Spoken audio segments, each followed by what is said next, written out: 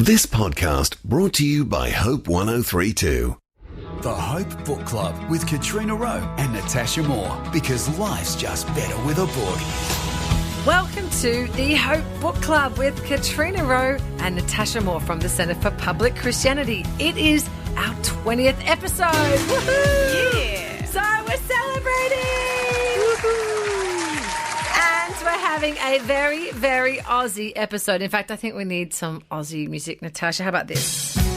Yeah, that is more like it. Yeah. And we're going to look at Aussie books. We have a very special guest interview with legendary Australian singer, songwriter, poet, musician and author Paul Kelly. He's got a new book of poetry out. It's called Love is Strong as Death. I've Been Buried in It, and we'll be talking to him about that.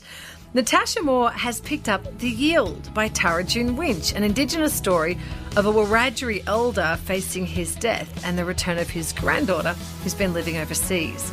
She's also been reading the first book in a popular Australian mystery series, A Few Right-Thinking Men by Sulari Gentill. The 10th book in the series is out in March 2020, and we're going to discuss our favourite Aussie books ever.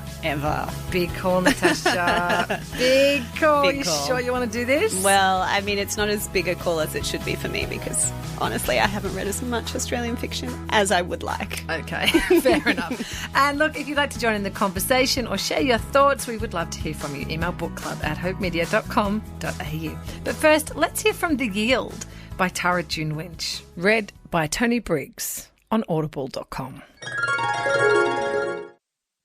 Sea, Morian. We never went to the sea. All my adult life, it seemed it was only the white families that went on holidays to the sea. Even with my ancestors, we didn't go to the beach. We did travel high above the seas, but I never felt the surf crash on my legs like I've seen on the TV. I'm going to leave the world having never gone to the sea, and that's okay by me.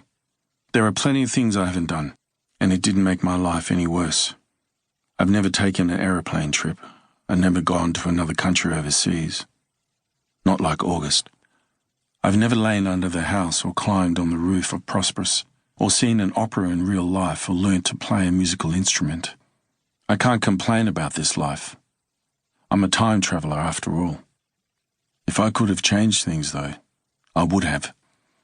I would have been a boy with a sister, and a mummy, and maybe a daddy even, and we would have taken trips to the Murian.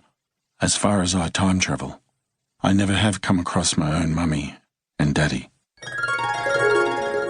That's from The Yield by Tara June Winch. It's the story of a Wiradjuri elder, Albert Popigundawindi, who is facing his death, and of his granddaughter who returns to her home country after living overseas. In the book, Albert records the Wiradjuri words he wants to pass on, and in doing so, shares much of the way of life he wants to pass on to his granddaughter.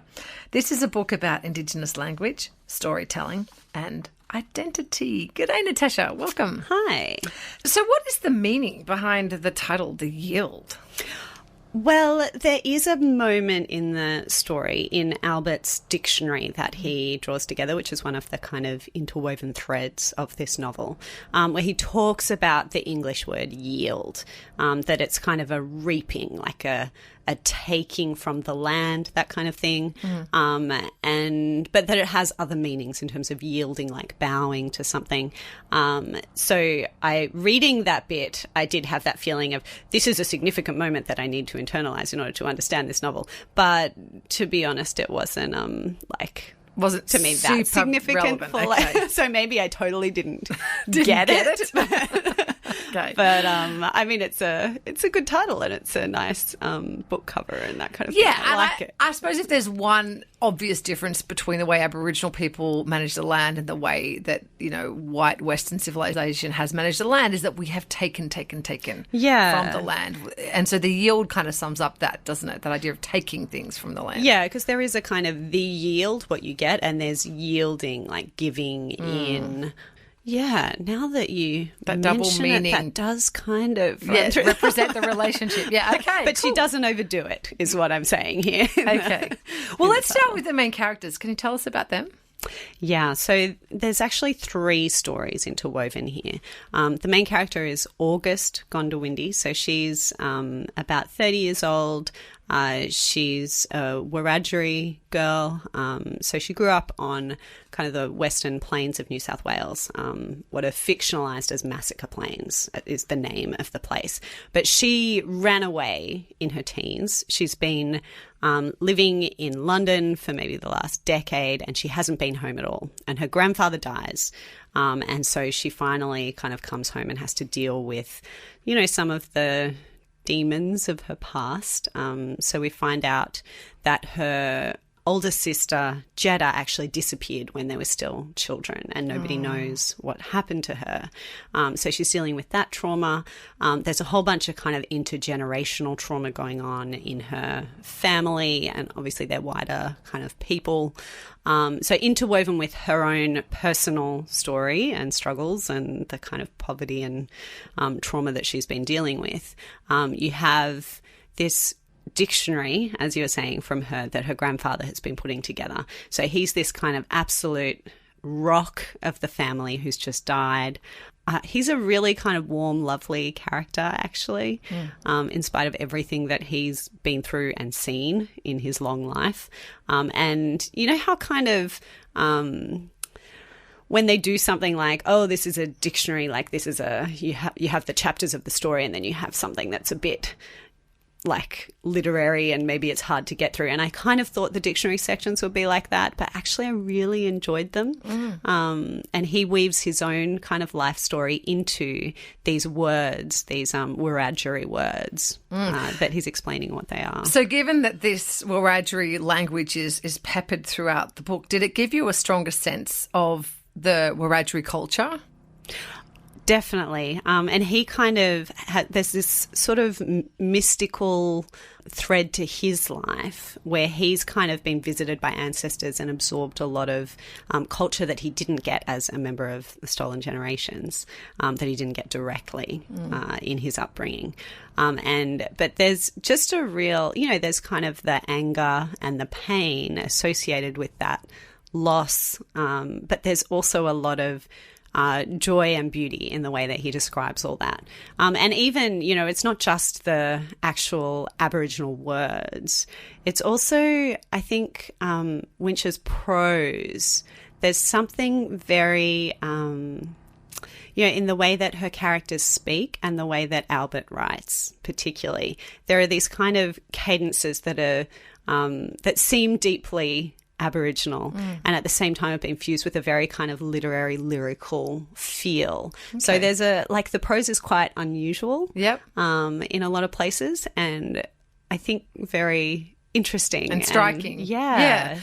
Well, very Australian. I don't know if I told you this, but in the notes she reveals that the mission in the book is based on Warringesta Mission, which is literally 3 minutes up the road from where I grew up. Like it's a short walk. Well, so this is the third story, right? So you have August, you have her grandfather, and then you have this long letter that's interspersed throughout from a missionary, a Lutheran German missionary who set up this mission. Right? Yes. Yeah. So his story, so that's kind of going back another kind of generation or two and seeing what's happening to the Wiradjuri people in the 19th century, and his kind of efforts, but sort of doomed efforts to try and help them, try to make space for them to have a better life than they're currently having at that point, and the, you know, violence that they're facing at the hands of the townspeople and everything. So, well, yeah, and I think the river she refers to, the Murrumbidgee River, which I'm assuming is kind of, you know, code for the Murrumbidgee, which is where this property is. And did you get a strong feeling for the place from the book?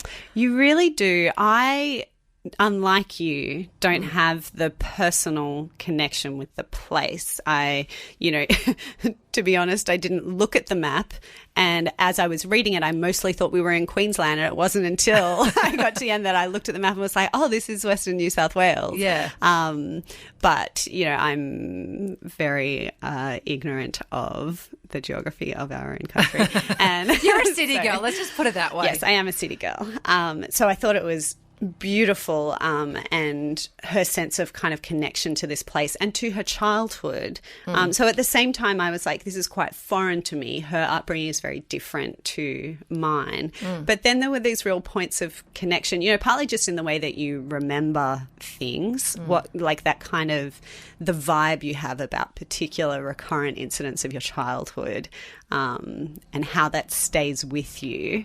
You know, there's one point where she talks about her and her sister getting up on Saturday morning and watching Agro's Cartoon Connection. Yeah. And I was just, and the way she described the whole experience of like early morning cartoons, as a kid, I was like, this is such a shared moment. You know, something that I've forgotten, like haven't thought about for decades. Yeah.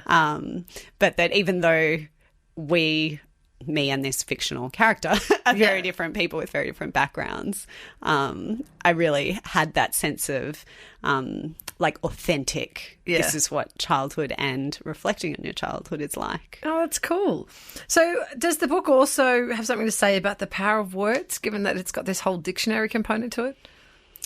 I think words and memory and culture, and particularly, I suppose, the way that words are bound up with all the rest of it. That words are kind of these vessels that carry not just kind of meaning, not just the ability to communicate, but are bound up with like how you actually conceive of the world and other people and how you relate to them.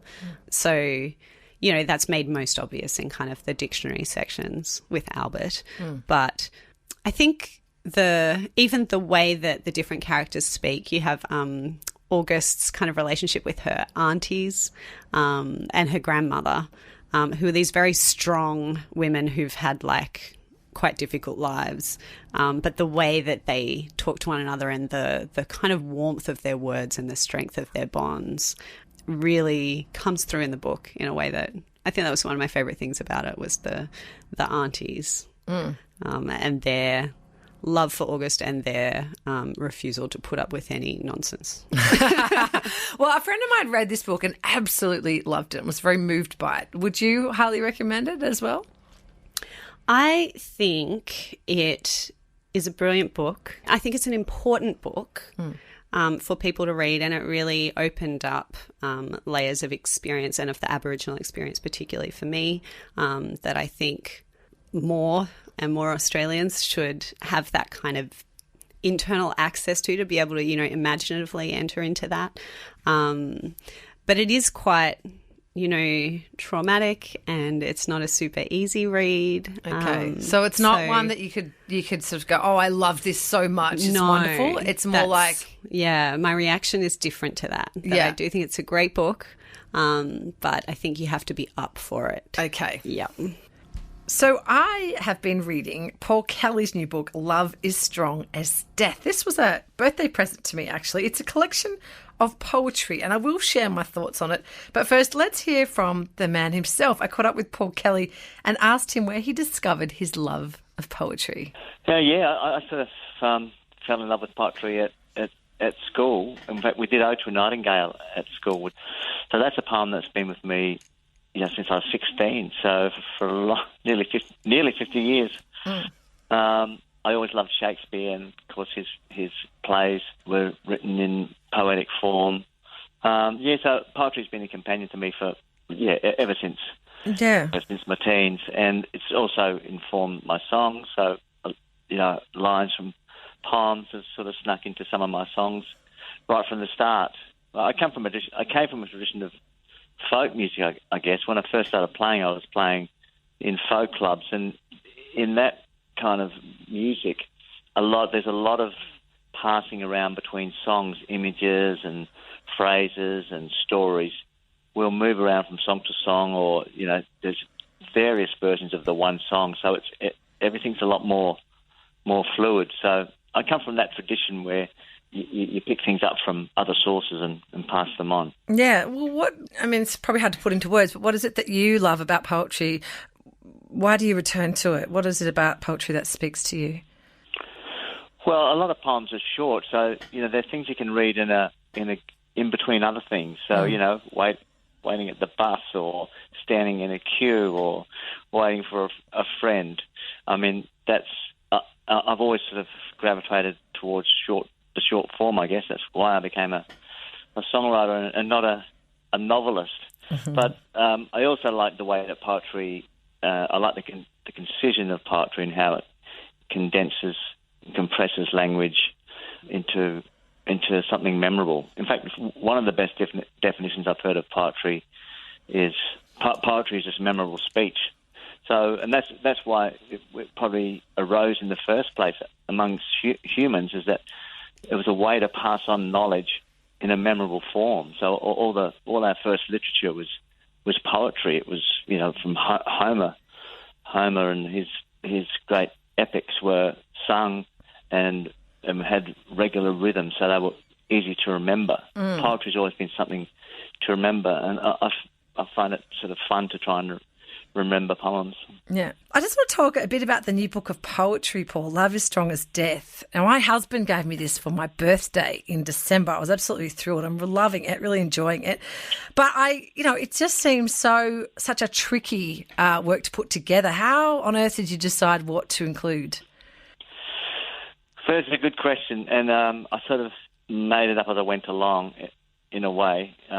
It was not my idea. I was approached by my publisher, Nikki Christa, at Penguin Random House. She said, because every now and then they say, do you want to do another book? I said, I don't have an idea for another book. And then she said, what about putting a book together of your favourite poems? And I thought that was like a good idea and a fun one. So I said yes. The first part was really easy, where I just sort of wrote a list of all my favourite poems, so maybe 50 or something. And then I thought, well, actually, I need to sort of discover more. I was aware that every person has their own biases and I guess blind spots and also gaps in their knowledge. Not that I wanted to go and do a course in poetry, but I ended up reading a lot more poems, discovering poems, asking friends about poems to recommend poems. And so once I started with those core 50 that I knew straight away. But then I had the luxury of time to. I had 6 months just to read poetry and pick my poems. I didn't try to make it too formal or go with any particular style. I just picked the poems that I loved, and they ranged from 3,000-year-old poems to poems written last year. So they come from all different countries as well. Yeah, I mean, you sort of decided though not to include song lyrics, which might be a bit of a surprise since you're a musician. But then you couldn't leave out Archie Roach's "Took the Children Away." You sort of made a note about that you felt that had to go in. Why did you make an exception for that song? Well, I think it's one of the most important Australian songs from the last century. I think when that song came out, it told the story of Aboriginal experience in Australia that a lot of the wider population didn't know. So I thought it was a breakthrough song in many ways. And it's a poetic song. I mean, I wouldn't have put it in unless it was also stood on the page as poetry. I also chose a Kev Carmody song, which I know was actually written as a poem first and then put to music, which he does with quite a few of his songs. So there is obviously a blurred line between songs and poems. Danny Boy was a poem first, and then it became a song. And of course, the melody is so famous that you can never read that poem without singing the melody. So I included Danny Boy too because it was a poem first. But it is a blurry line, so I thought, well, I can cross that line, a couple of times. But to open up the whole book to songs, because there are many songs, stand up as poetry, even when you take the music away. So yeah, what about your own songs? Like, do you consider them to be poetry? They're a form of poetry, but they're not written. Some of my songs are written as poems first, and I put music to them. But most of the time, they start with music and the melody and sounds, and then gradually I get words to fit those sounds. So I think of them as songs. And you could say songs are a form of poetry. I mean, all these things are pretty debatable. Yeah. I think it's really good to say poems out loud, even poems that you know well, because saying them out loud makes you experience them in a different way and brings the sounds of the poems more strongly into focus. You've also included a number of passages from the Bible, which shows up in your music as well. Remember Nothing But a Dream, that album, there was a few Love is the Law and things which drew on Bible passages. Do you still read the Bible often, and do you have a favourite passage that you go back to? I read the Bible from time to time. Of course, I haven't read all the Bible. In fact, I wouldn't have probably even read up to half of it. There's lots of the Bible I haven't read, but I go back to the Bible sometimes and just try to work through parts of it I haven't read. But the first few books of the Bible, a lot of the Bible stories that people know are in Genesis, Exodus, and Moses and Kings, and I guess that they were sort of imprinted into me growing up Catholic and going to church and going to a Catholic school, and just the Bible was part of life. And then, probably later in my teens, I discovered the King James Bible, which is put together in 1601, and it really is a foundation of a lot of English literature. It has beautiful cadence and sort of majesty in the language. So as I grew older, I fell in love with the Bible as a book of literature. I fell in love with the language of it, and that sort of joined in with sort of just knowing those stories as well. Yeah, sure. And naturally, you've included in your book quite a bit of Shakespeare and, like as you said, best-known English and American poets, but also Aussies. So before I let you go, I wanted to ask you, if people haven't read much poetry, now obviously they could pick up your book and find a whole heap of different styles of poetry there, but what do you think is a good place to start if people like poetry? Why would I read that? Where would you send them to sort of get a taste for what you love about poetry? My book is, I guess, an anthology, and I think that those kind of books are a good place to start because it's a great variety. You can discover new poets there. If you don't like a poem, you just turn the page and you're not stuck with the same author. Yeah. I think the other thing to realise, or helpful to understand, is that a lot of poems won't sort of strike a chord with you, and so you shouldn't feel worried about, I don't get that, or it doesn't mean anything to me. I mustn't be any good at reading poetry. I would list as one of my favourite poets W.H. Auden, but most of his poetry is unclear to me, opaque to me, and I would only like, I guess, a small fraction of his entire work, but I would still call him one of my favourite poets. It's kind of a relief to hear you say that, because when I've read some of his stuff, I've kind of gone, I don't get it. Yeah. Yeah. But there's so many poems there that I do love, and then because I know that, he's written so many poems I love, it does, from time to time, I go back to those other poems of his that I've never got, and chip away at them, I guess. Sometimes it's good to go back to difficult poems. I also think we also taught probably badly at school, and I think there's still that thing in school these days, especially with, exams hanging over students' heads, is that you have to wrap the poem up in a little parcel. Every poem has to have a meaning, analysis, and wrap up that meaning and regurgitate it in an exam paper. And I think that's very reductive. I think poems should be experienced first, and there shouldn't be this attitude to, I've got to understand this poem. A lot of poems, some of the Jeremiah Hopkins, for instance, just the sound of the poems that caught me first. This incredible rhythm and alliteration and assonance, or these sounds recurring within the lines of the poem, rhyming within the line, and so on. And it's just, some of Jeremiah Hopkins' poetry is quite ecstatic and, you might say, sort of mad, but it, say it out loud, and it's like this beautiful experience. You can just experience it without trying to understand it. So I think I just encourage people to have fun with poetry. If you find a poem not speaking to you, turn the page, find another poet, and not to be afraid of it. That's the Australian recording artist, Paul Kelly, talking about his love of poetry and his new poetry anthology, Love is Strong as Death. Do you ever read poetry, Natasha? Well, I mean, I actually have a PhD in poetry. Oh, really? Yeah, surprise. You mean keeping that one in? Yeah. How many PhDs do you have? It's just that one. I mean, not the writing of it. You know, I was like, it was about Victorian poetry. But that being said, I actually, even though I always worked on poetry, like I've always studied poetry, mostly when I read fiction. I read prose. I don't read that much poetry. But this Paul Kelly anthology that he's put out, so this is not his poetry, this is other people's. That's right, yeah. Poetry.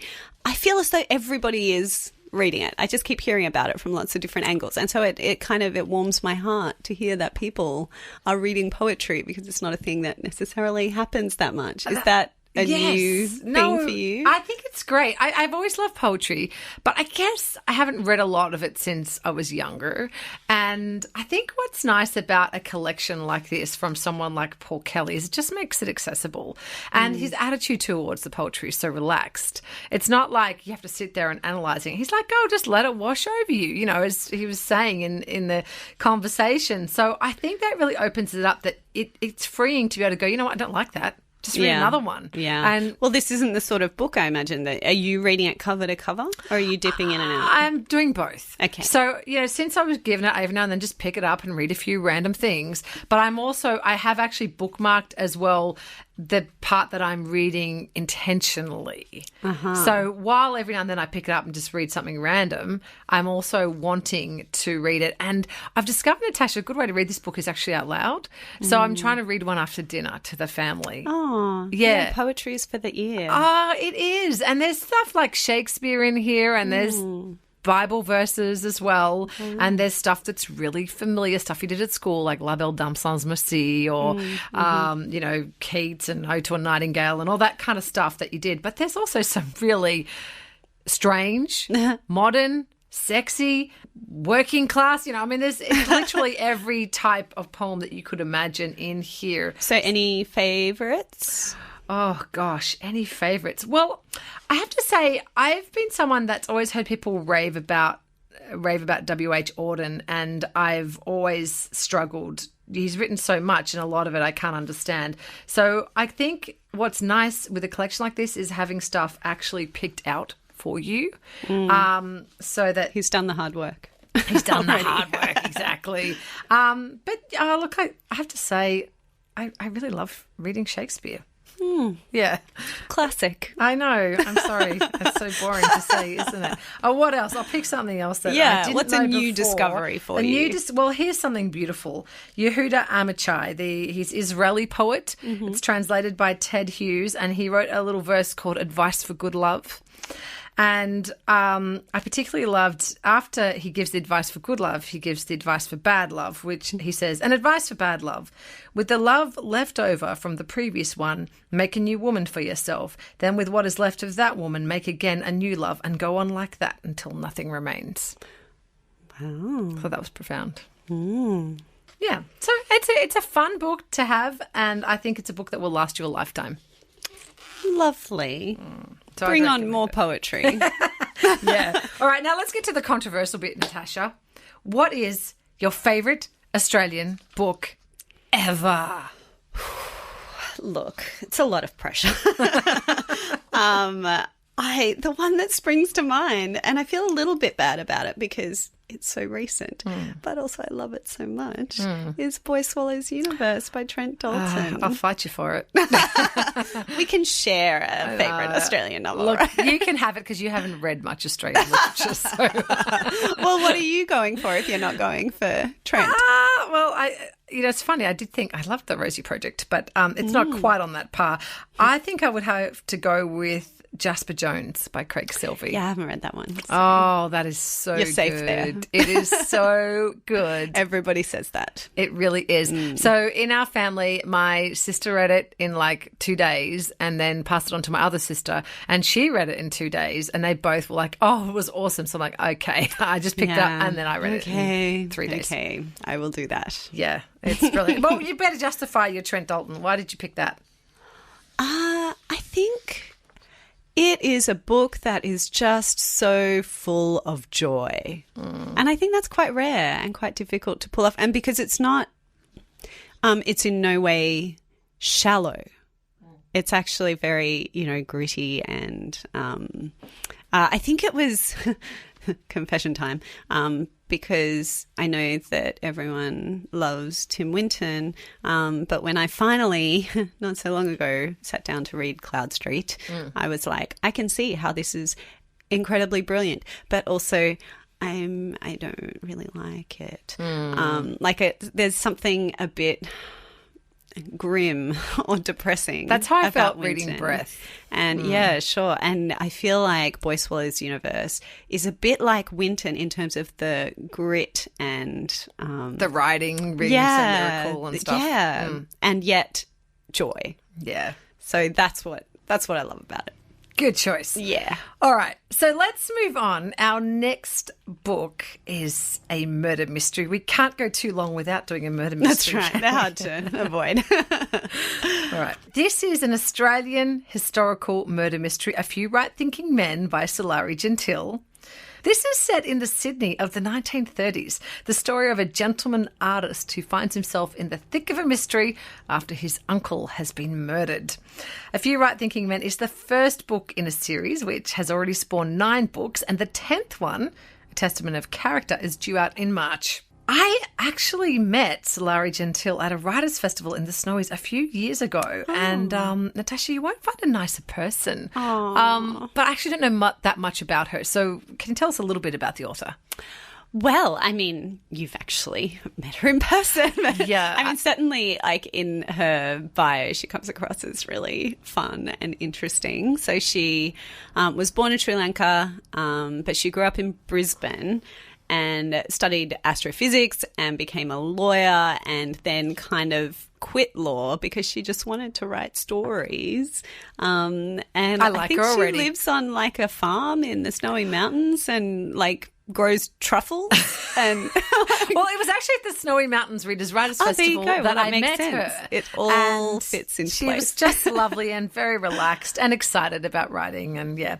So this is the first book in this mystery series known as the Roland Sinclair Mysteries. So who is Roland Sinclair? Roland Sinclair, I think he is probably the Australian Lord Peter Wimsey. From the Dorothy Sayers novels. Dorothy Sayers, yeah, okay. So he's the, gentleman detective. So Roland Sinclair is, a young man set in the 1930s. He is one of the sons of a very, very wealthy, prominent Australian family. They have cattle and whatever rich Australian families have. And he's the youngest of 3 sons. The middle one was killed in World War I, and the eldest is very kind of respectable and conservative and, the scion of the family. Whereas Roland is an artist and a bit of a kind of bohemian, and his brother's a bit horrified by his lifestyle. So he's very kind of, gentlemanly, but also like very upright, good guy. Okay. But he's, a lot more bohemian than his respectable family. Nice. What kind of picture does she paint of Sydney in the 1930s? Like, what's the historical and political context for this mystery? Yeah, so this is all really fun. I thought it was because, I actually don't know that much about this period of Australian history, and she's obviously done her research, both in terms of kind of the geography of Sydney, like what's where at that time. And so it's quite fun being like, oh, that's what this suburb is like at this point. And, you have to go all the way out here to go to like Turramurra or something. But the political and social context, I mean, it's the Depression. There's a lot of kind of unrest and unease. A bunch of people who are kind of into communism, the Communist Party is kind of having these meetings, but also there's kind of a right-wing reaction to that. There's a new guard and an old guard, these kind of semi-secret militias and stuff. People who are like, oh, we have to make sure that New South Wales is held by the good guys, and mutterings of overthrowing the government and that kind of thing. So there's kind of this polarisation and populism and all this kind of this quite tense political atmosphere where reading it I was very like, this sounds very familiar, doesn't it? Is this... Oh, right, yeah, as in today. And is this around the time the Harbour Bridge was being opened? Yeah, so that actually features in the novel and is very fun. It's kind of almost the climax of the novel is the opening. And as you'll remember from your history, that someone charges and, cuts the ribbon before the premiere. De Groot or someone? Francis de Groot. So Francis de Groot does feature in this novel. How funny. So what did you enjoy about the book? I really enjoyed the history. And I really enjoyed the Sydney and, they also go to Yass, like into the country, settings. Mostly, though, I think I enjoyed Roland and his friends. So he's kind of, he's got the family home in Sydney, the mansion in Woollahra. But it's become a bit of an artist colony. He just kind of lets people stay there and, his poet friends and his artist friends. And he's kind of in love with this girl, Edna, who's a sculptress, I suppose. Right. Yes. And I like how they relate and their banter and all that kind of thing. So the characters are quite fun. And where does it sit in the broad spectrum of crime fiction? I mean, you did already reference Dorothy Sayers, but what else would you compare it to? Well, interestingly, there is a murder, but it doesn't read so much like a murder mystery as I was expecting. Mm-hmm. It's nothing like the locked room mystery, where you're like, okay, here are the set of suspects and I know one of them must have done it and it's always the least likely person. Like, it's more the kind of the rich cultural context, and the murder kind of plays into all that. So the plot is like a bit less figuring out who done it. And that's just kind of one of the elements really in a broader sort of context. Well, it's interesting that you've said that, because the one review that I read said that while the book was very charming, the mystery almost takes a back seat to the setting. Yeah, I would agree with that. Okay, interesting. So would you recommend it then? I would recommend it to those who are interested in kind of the history and in reading something local. Like, I think it is, it's good fun, it's easy to read. Okay, that's cool. And the fact that the 10th book is out suggests there's obviously a good appetite. readership. Yeah, that's right. I do want to know what happens next with Roland and his friends. Oh, good. So maybe we'll do another review down the track. I'm quite interested in that one, Natasha. I have to say, it's quite tempting for me, actually. I can lend it to you. Good airplane read, I think. Yeah. All right, well, I hope you have enjoyed episode 20, our Aussie episode of the Hope Book Club. Thanks for sticking with it this far. In this episode, we reviewed Paul Kelly's poetry anthology, Love is Strong as Death, The Yield by Tara June Winch, and A Few Right-Thinking Men by Sulari Gentill. We'd love to hear your thoughts, feedback and comments. Email bookclub@hopemedia.com.au. And thanks for listening to the 20th episode, the Aussie edition of the Hope Book Club, because life's just better with an Australian book.